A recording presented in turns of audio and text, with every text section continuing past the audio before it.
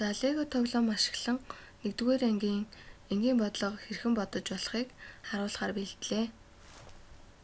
Баяраа 8 алюминий мод тарив. Мөн 6 монос тарив.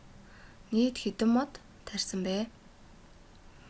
Легоноос 8 нүдтэй блокийг сонгож алюминий модыг, 6 нүдтэй блокийг сонгож монос модыг төлөөлүүлье. Нийт хэдэн мод тарьсан бэ гэсэн учраас нийтийн тэмдгийг зураад асуултын тэмдэг бичнэ. Цэнхэр блок 8 алюминий модыг, улаан блок 6 монос модыг төлөөлсөн. За бодолтой хийвэл 8 дээр нэмхэн 6 тэнцүү 14. Нийт тарьсан мод.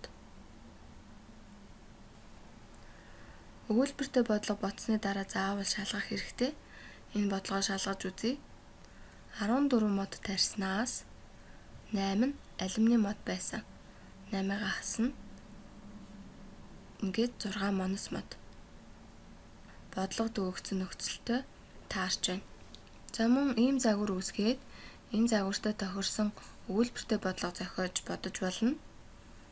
Жишээ нь баяраа 14 мод тарьсан. Түүнээс 8 нь алюминий мод, үлдсэн нь монос мод байсан бол баяраа хэдэн монос мод тарьсан бэ гэж зохиож болно.